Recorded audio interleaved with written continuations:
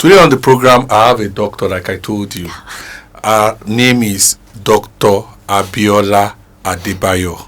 I am sorry. Why am I forgetting her husband's name now? This is very criminal. Please remind me. It's very criminal, actually. Please remind me. Akinrinde. She has a doctorate from the Maureen Christian University in Atlanta, and she's a graduate of History and International Relations from the Lagos State University. She also has a master's in public administration from the University of Lagos, and this is very good to hear, because years back the perception of Yoruba actresses and actors are the fact that anybody that is a Yoruba actor and actress cannot speak English and is an illiterate. I'm sure you've heard that before. Well, maybe not for everybody. Even from time, there has been a lot of educated people amongst us. It's probably just that maybe we have more of people who were not so educated at that time. So it makes it look like the industry was being dominated by illiterates, but actually there are literates amongst us. There has always been, because way back it's usually like maybe not universities, but have you noticed that even the people who had school certs, they actually speak better. Their English was so good, so polished than what we have now. So there has been a lot of them, quite a number of them before now. Okay, now that leads me to my first question. You already had a degree almost like 10 years ago, if I'm right, or more? More. What was the motivation for you to go back and do your master's? Because obviously you were already doing well, and you didn't go back to a film school or anything, but you went to do a master's in public administration. Is it that you are preparing for politics or something, or public service? Okay, well, for me, education has always been it for me. I was a secondary school dropout. Yeah, so education was intentional for me.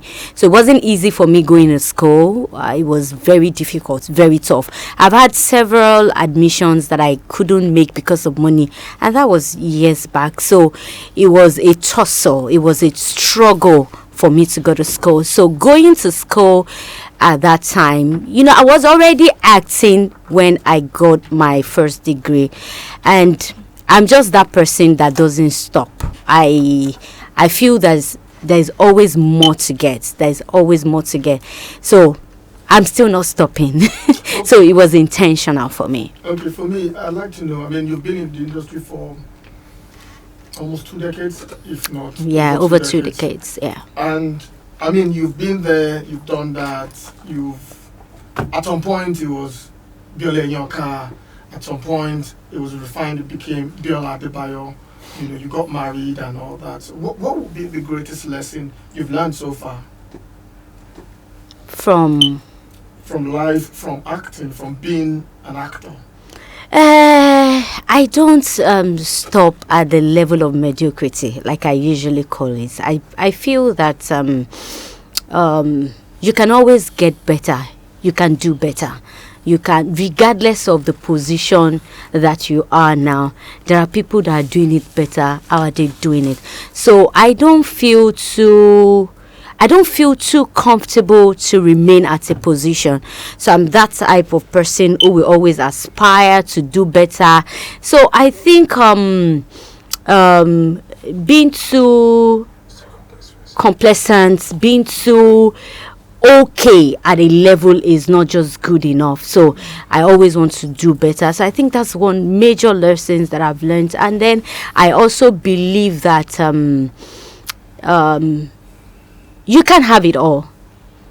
Somebody will be doing better at a particular time.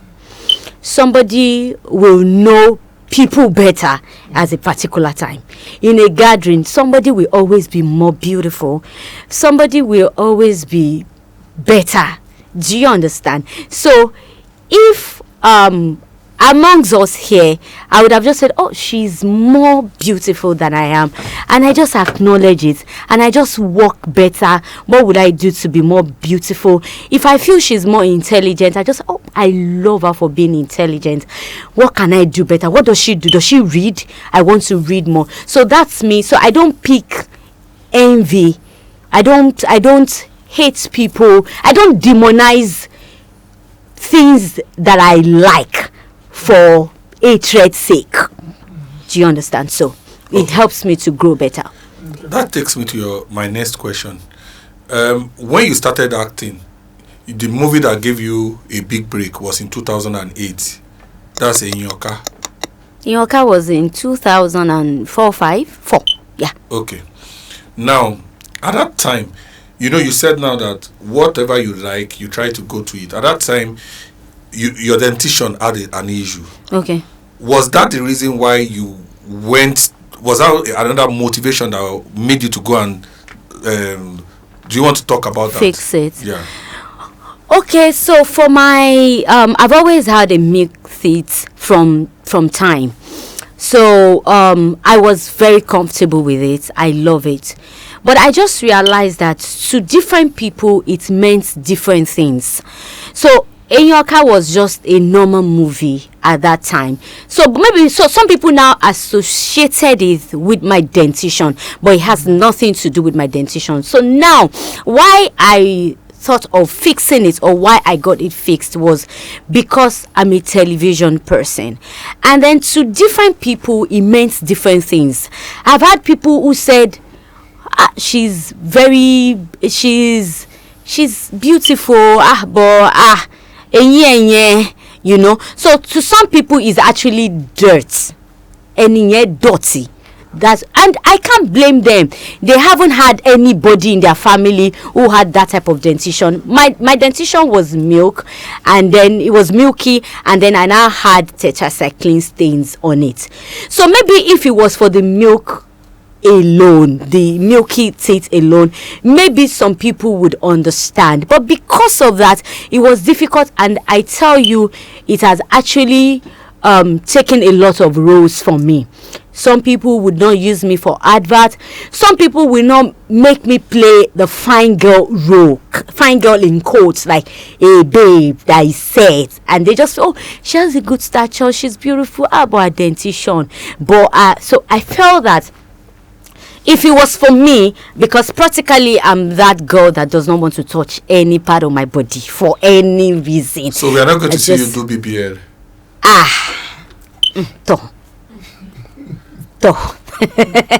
Well, I don't ever say never, so let me shock you, but I'm not thinking of it. I'm not wired like that. I am very comfortable in my skin. I don't have bum, I don't have breast. If you don't like me like that, it's your problem. Okay. So I mean, you're on the hot seat now. You're in recent time, you're used to putting people on the hot seat with your podcast. I've always been a presenter. But I mean, so I've been a presenter. I've been a presenter since like 2004. So yeah. But I do believe that many of your fans, would see you in that light now with your better podcast, because better of Talk to Be. Yeah. Yeah. So I mean, you've had it very well, and you've had several interviews, several guests. How has it been? And I know recently some things happened about one of your guests you interviewed, and something about suicide and all that. Why, first and foremost, why the decision, to start the podcast? Then 2, when you started, what was the vision for it? Then 3, I'd like you to talk about the guests you had that had to do with suicide and all that.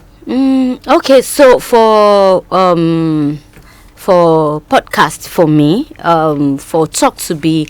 Like I said, I've always been a TV presenter. So I started with Aria Rekbete in NTA years back. You can so I think that was like 2004 thereabout. Then after that, I did the identicals on DBN, on STV or Silver. What's it called? A lot of stations then way back, but maybe it was not the era of social media, so maybe it didn't make so much noise, so much name as much as Talk to Be is making.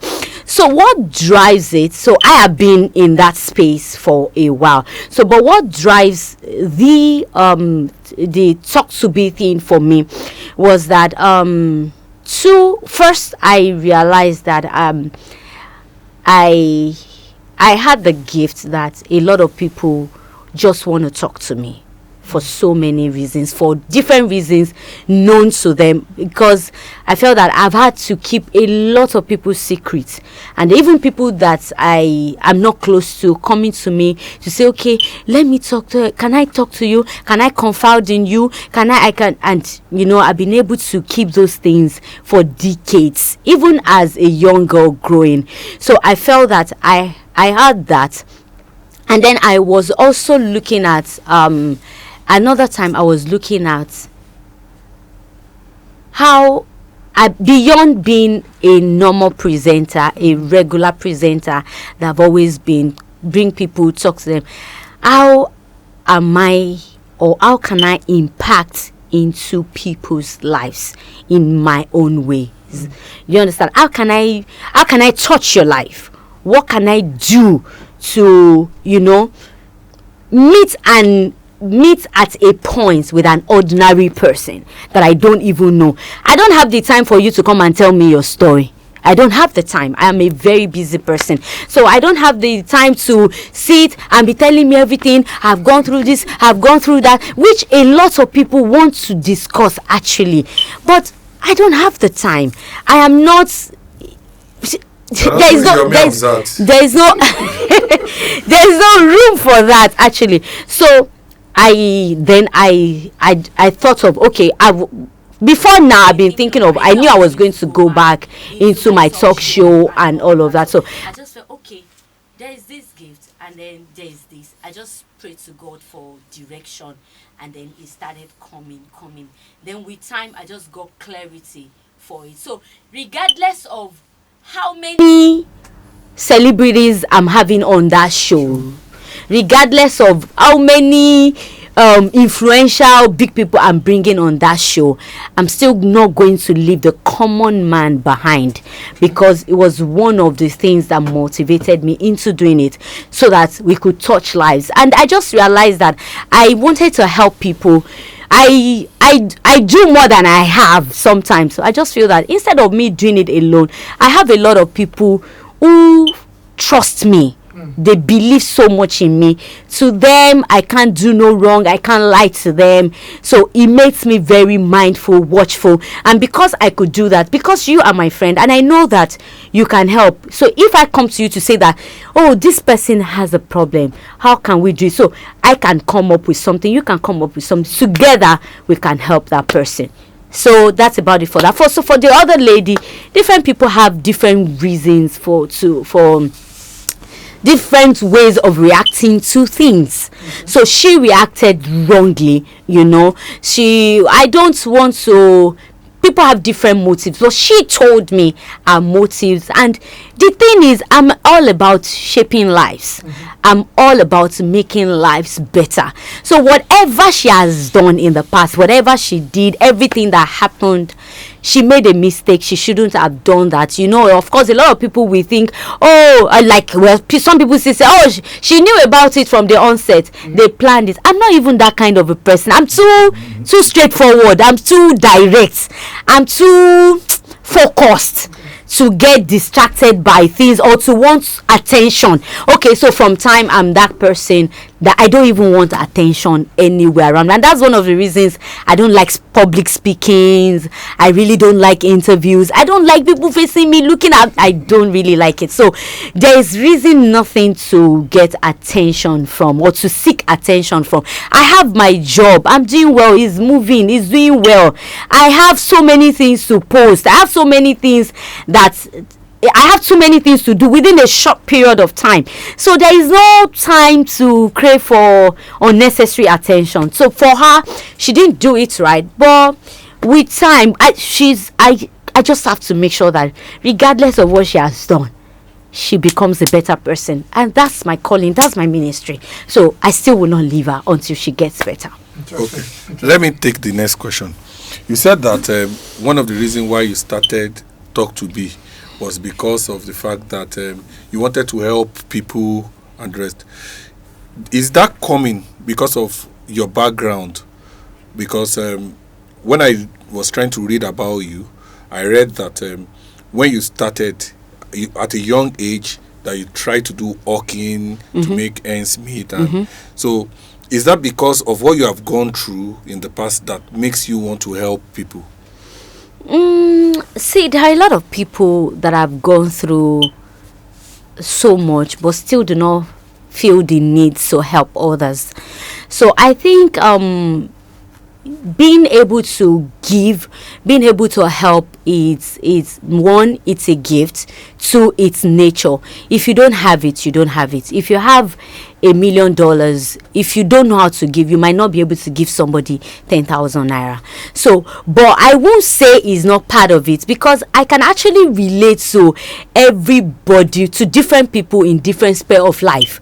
If you are hungry, if you tell me you are hungry, I know what it means. If you tell me you don't have a house, I told you I was hungry before the program and you didn't buy food for me. Your food is coming, guy. So I can relate with you. If you tell me you're seeking admission, you have not been able to get it, I can relate because I've been there. If you tell me there is hardly anything you want to tell me that I will see better than somebody who hasn't gone through that part before. So my background, my upbringing helped me to my person. Then being a Christian also contributes to that part of me, because Christianity is all about love. God is love. Christianity, you can't be a Christian, I mean a believer, a child of God, without giving, without loving, without having to give. You have to be able to sympathize, empathize, love people genuinely, feel their pains. That was why Jesus wept at the tomb of Lazarus. He has power. He's the Almighty. He could. Before we move to the next page, which is Nollywood. Now, what have you been doing? We've not spoken about discussing you actually. We are discussing Biola. Okay. Now it's okay. And then from Biola we move to Talk to Be. So this is the last question on Talk to Be. Okay. Can you tell us some of your success story in Talk to Be? Talk to Be is over 1 year, if I'm right. So can you tell us some of the success stories that you think have changed people's life in between those? Because when people see Talk to Be, the only thing that comes to most people's head is the fact that, oh, she's just there because she wants the view so that she can collect YouTube dollars. Okay. So, can you tell us some of the success stories? Okay, so I tell you, in a year, Talk to Be has been a huge success, and I'm grateful to God about it.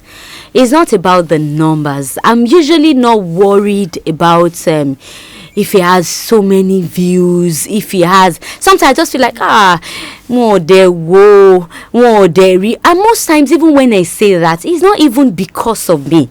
It's because of the people that are there in that episode. I can tell you, a lot of people's life has been changed, has been transformed I've seen it's on a show we've been able to, for somebody that a few of you are aware of, we've been able to raise over 10 million naira, been able to raise over 35 million naira for somebody. We've been able to help people who needs accommodation, people who have marital challenges, people who need urgent help, therapy, people who need counseling, people who have been molested, people who didn't even have anywhere to go.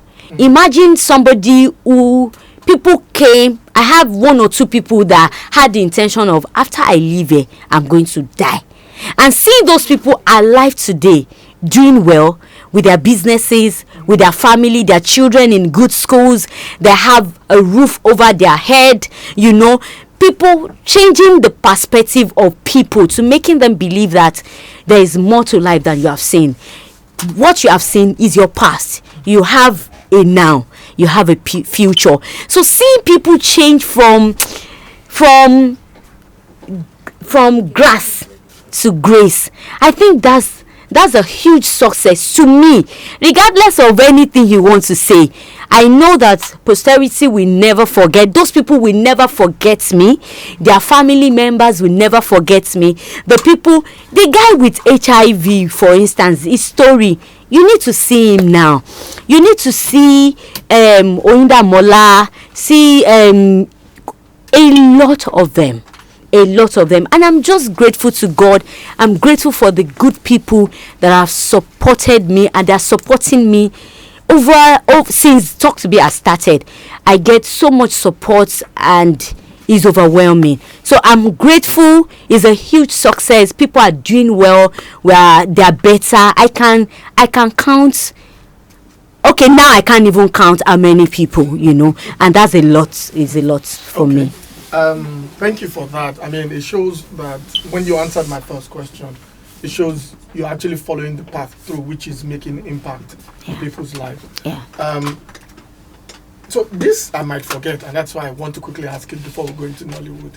Are you related to Mr. Macaroni? You both bear Adebayo, one. Then two, I remember I watched an interview. I can't remember if he was the one interviewing you or you were the one interviewing. But you guys had, and she was always, he kept on saying, we came together. And so I wanted to know what actually is the relationship and where you guys came Okay, so Macaroni is not Adebayo. Macaroni is Adedayo. Okay. So his name is what's his name? Adebowale Adedayo. It's not Adebayo. So Macaroni is more like a brother to me. He's somebody that I hold so dearly. I love him so much because Adebowale is passionate about people. He's humble. He's different. And then you cannot. Then is very wise. He's such an intelligent guy that you can't be with him and you're bored. Is a very good person. So, and if you have that kind of nature that is similar to mine, there's every tendency that we'll get along so well. So he's a brother, he's a friend. So we are more like that. Even his family members, so we are friends, we are family friends, we are very good. You've been friends since he was younger, or you guys both got into the industry? Yes, I got to know him in the industry actually, but when he was struggling and also, but now he's a big boy and he's still my brother. It still feels like nothing has changed. Yeah. Okay, are you related to Ogabilo then? Okay, yes, I usually tell people he is my father. We are both from Kwara State, but he's not my biological father. He's from Ilorin. I am from Arorin. Arorin is after Umaru. So I am Igbomino. They are proper Ilorin. I'm not Ilorin. But we are family, like I will always say. You know, they worked for everything we are eating now. So he's good. He's my father. Okay, now let's move directly into Nollywood. In the last you started since 2004 acting. I started acting in 2002. Presenting in 2004. This is 2023. 24. That's about 22 years. Yes, sir. Okay. Aduni was here and she has only acted less than 5 years, and she said she has done more than 250 movies. So you must have done over 1,000 movies. I've lost count, but I've done quite a number of movies. Many. Out of the movies that you have done, apart from In Your Car, that a lot of people been owed you for a long time, which movie can you reflect back that you think that made a lot of people to recognize you as an actress? Well, see, it's a different thing for different people, actually. For me, it's just, do you understand? This movie just moves you from this level to this level. Another movie moves you from this level to this level. Another movie moves you from this level to this level. That's what it has been for me. It has not really been from this one movie and then boom, she's everywhere. So it has just been consistency for me, growing. So maybe I'm still waiting for that very very big movie, big blow, like he says, movie hello blow ego. So for me it has been consistency, growth. Quite a lot of movies have been able to move me from one place to the other, for me. My next question is this. We get this from a lot of young actresses, and even then, especially in the Yoruba industry.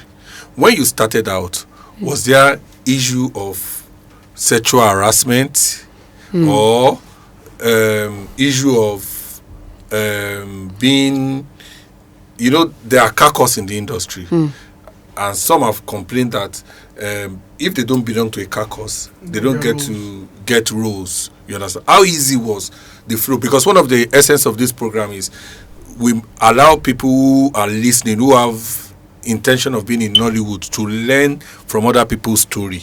You understand? So how easy were you able to break that barrier to be able to work? Or how hard was it? And what would you advise any young I need to get your question clearly. Okay, is it about carcass? Is it about sexual harassment? Both. No, it can't be both. Okay, let's take the sexual harassment first then. Okay. For me, I won't say there is, and I will not say there is none. So because something does not happen to you, don't say it's not happening to another person or it hasn't happened to another person. But the thing with me, majorly, what is there is that you are going to be asked out. It now depends on you to choose. Either you want to date that person or you don't want to. Most of the time, almost all of us are adults. And it's not only in Nollywood, it's everywhere. People will ask you out. You are not my brother.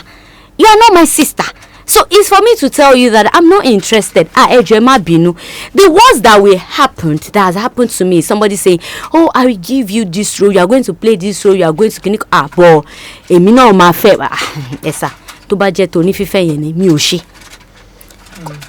do you know that most of those people, some of them are not even around now anymore, but I'm still here. It does not even, we are not going to fight over that.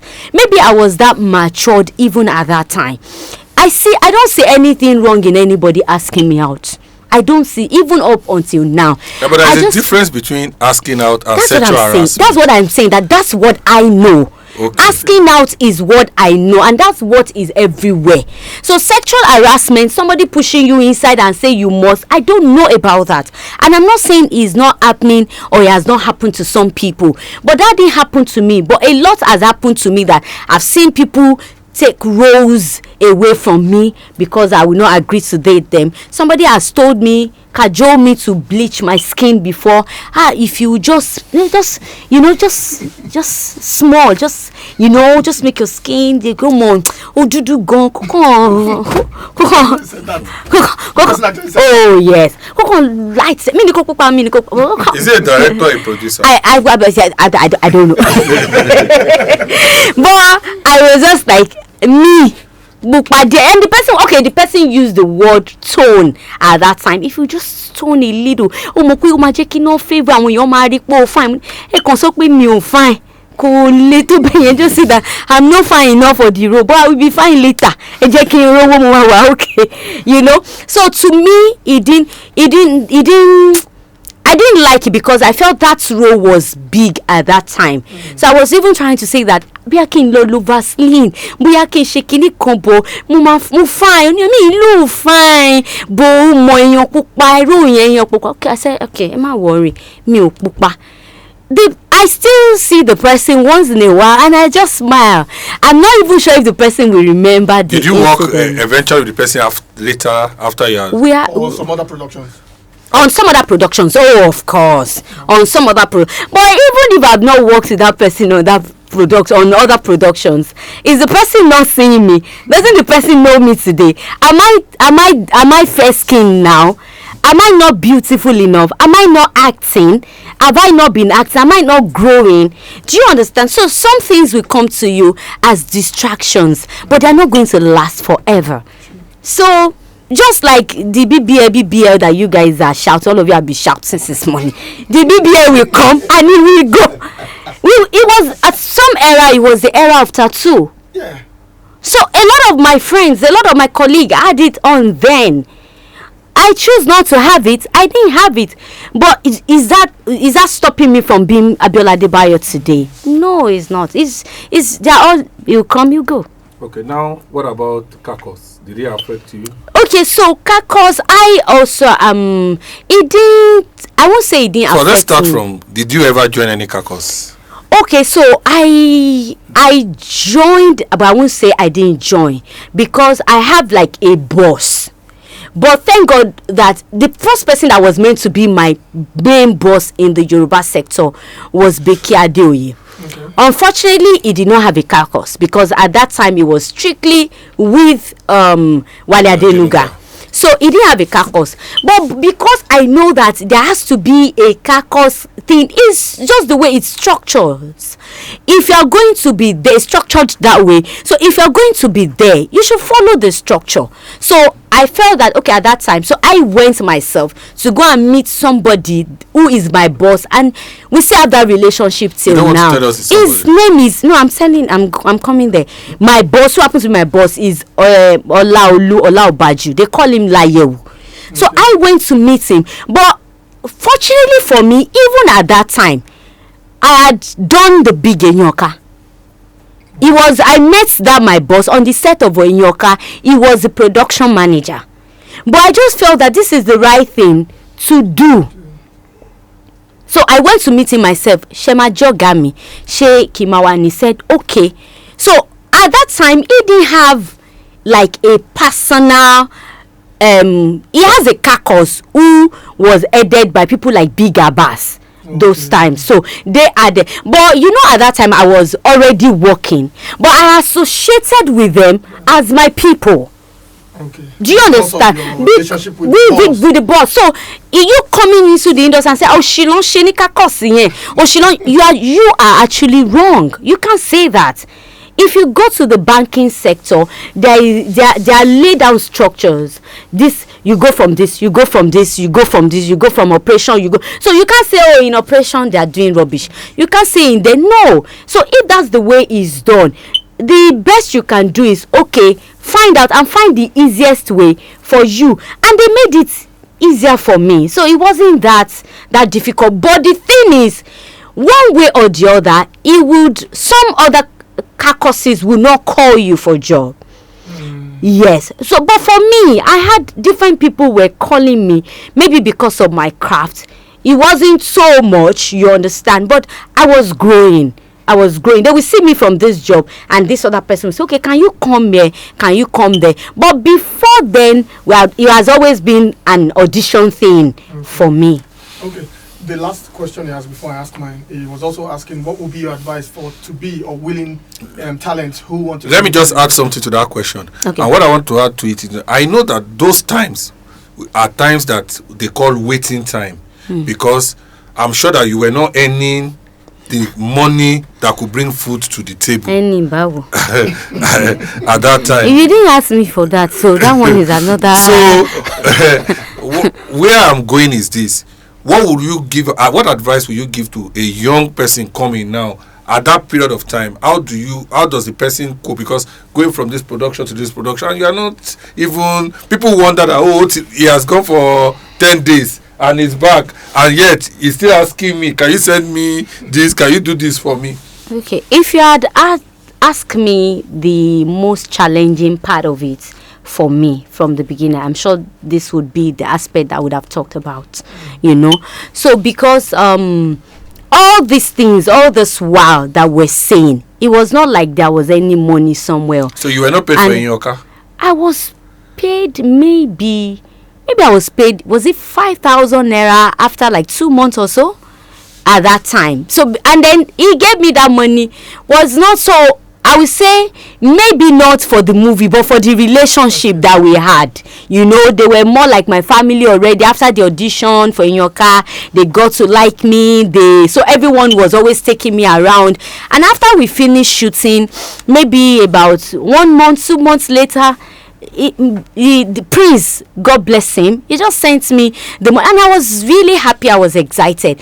But for me at that time, it was not about the money. It was about this man had a vision. He saw somebody, he wanted something, and then he just saw it in an audition. I didn't just get the role. They auditioned for the role. In fact, that was the third or the second time they were doing audition, because the person initially said he wanted somebody, so he wanted to use Genevieve and Mama G. Okay. Initially, so I guess maybe he couldn't afford, maybe they could not get to terms, and he was just looking like somebody that looks like that, somebody that has that kind of, maybe physique, maybe charisma or something, and they got me through an audition.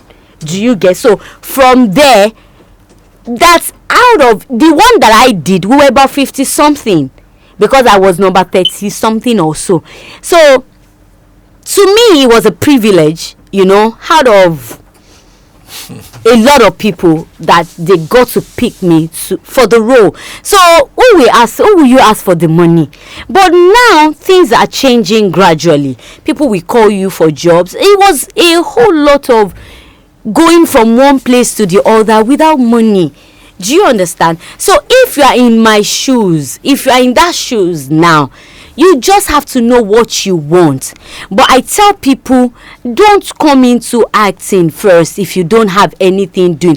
At that time, it was not like I was not in school yet, but I was selling stuffs.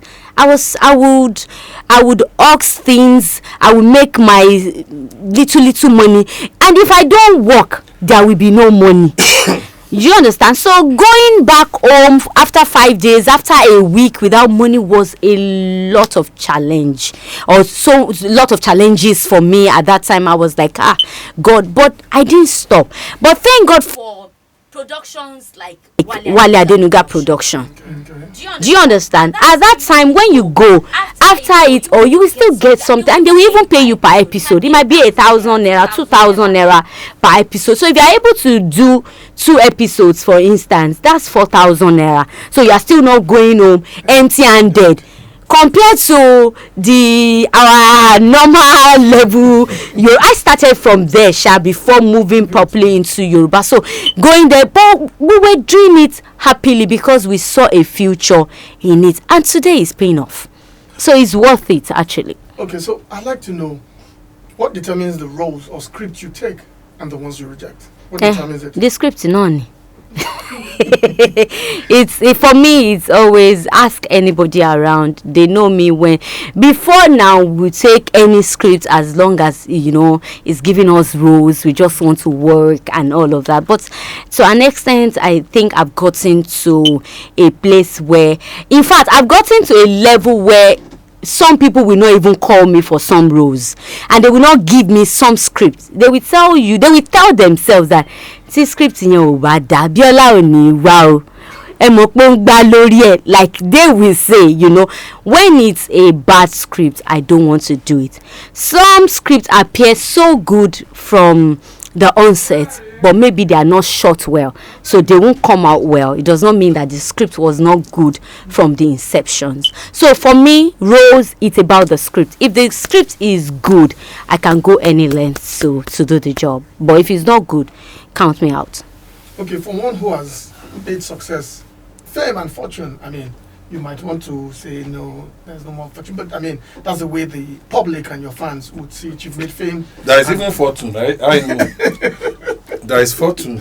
Well, the fortune has not come. I'm waiting There is for fortune. Please. So there's this perception, and one of your colleagues actually was on a podcast, and said something about female actresses and filmmakers, doing fairly better or even more better than their male counterpart. And he ascribed different things to it. He said, they are females now. They have some other things, maybe some other men who is funding or financing their growth or their wealth or their lifestyle and what have you. And I've heard quite a number of your colleagues also, male and female, Even Uncle Keoke said it 2 weeks disagree ago. with that notion, because I said it's a perception. It's from that person's view. For you, what is your take on that? It depends on who and who you're talking about, really. It's if somebody that just got into the industry like yesterday is talking and said, oh, I bought this house with a movie money, or I made it from acting. Maybe somebody that just came in yesterday and you know that this person is actually not working. You might question it that you can get the money maybe from another place or something. But to say women are doing better than men in the industry, to me, I don't think that's right though, because it depends on who and who you're talking about. Okay, I'm a female, right? I'm a woman. Latif is a man. He's doing better than I'm doing right now. It does not mean I can't do better tomorrow. Nino Nowo is doing better than I am today. Do you understand? I'm not saying I'm not doing better. I just have to mention because I didn't want to mention him. But thank God that these two people that I mentioned are my people. Do you understand? They're doing well, and they're doing well mostly from acting. Do you understand? So there are a lot of men that are doing well. There are a lot of female that are doing well. And I'm not doing badly myself from acting. I will say it again. From acting. From acting. I have other businesses that I'm doing. Do you understand? I have other businesses that I'm doing. But I'm getting money. I'm getting paid for what I'm doing. If I got there today is what you should ask me. Do you understand? I didn't get there today. I've had to work for 2,000 naira, for 5,000 naira, for 10,000 naira, for 15,000 naira, for 50,000 naira, for 60,000 naira. So that's the growth. Do you understand? But am I making it in acting today? Yes, I am. Are there people who are making it? Yes, they are. Are there people who are not? Yes, they are. Do you understand? So I don't like it when people generalize stuffs to make it look like, oh, these people, they are just making money outside and they are telling. There are some people like that. They might be. Do you understand? But fortunately for us, or unfortunately for some people, we know ourselves. Now, this is the last question. Okay. Rounding up, because we are running out of time, and we must say thank you to you because we know you came from a location and you are going back to a movie location. Yes. You understand? How do you cope? You understand? Now that you are a mother, how do you balance a mother and being working? Because we know that your work is not like a teacher who goes to the office at 7 o'clock and come back at 2, or a banker or the rest. How do you balance it? Well, it's been a lot. It's been challenging actually, but from time I'm always a very detailed person. I'm a what do you call these people? I'm a Perfectionist. Not a perfectionist, but I'm a schedule kind of person. Okay. Do you understand? I'm looking for the word. I can't get it now. So I'm that principled person. So what I've just been able to do is I just reshape what I do somehow. Before I got married, I would work from Monday to Sunday, from another Sunday to another Monday. In fact, I would go from location to church, from church to school, from school back to work, and I was like that. So when I got married, the first thing I did was I cancelled my Sunday jobs so that I could go to church. So if I'm offering you big money now, you won't work on Sunday? It depends, but mostly I won't. But if there is need to, depending on the project, do you understand? So if it's a project that I know that we can do from Monday to Saturday, and then you can give me Sunday, why not? Do you understand? But I would have seen it as well. But you will not deliberately take away my Sundays. It's not possible. So that's the level that I've gotten to. I'm not saying somebody that is just coming up should try that. I didn't try it from the beginning. Do you understand? So that was what I did. So after a while, I also remove the Saturdays, so that, I just realized that, it helps me to, if I want to cook, if I want to do house chores, if I want to do a lot of other things, so it helps me to do that. So, but right now, I just find that I just manage it actually. So mostly I go in the morning and comes back home. Since I've gotten married, since I've had my child, especially if I'm working in Lagos, I'll go home. All right. Thank you so much, Dr. Abiola, for coming on the program. Thank you for coming from the location, and we told you we were going to talk for 30 minutes. We have been talking for the past 1 hour, and it's a very interesting. I knew it. And we know that people who are listening from home must have learned something from coming on the program. Thank you so much, and I hope that another time when we ask you to come, maybe when you have an interesting project, you will come back and to talk to us. Time will tell. All right. You took my time. Thank you so much. You're welcome. Till next week when we come back with another superstar on this show. Keep watching Nollywood movies.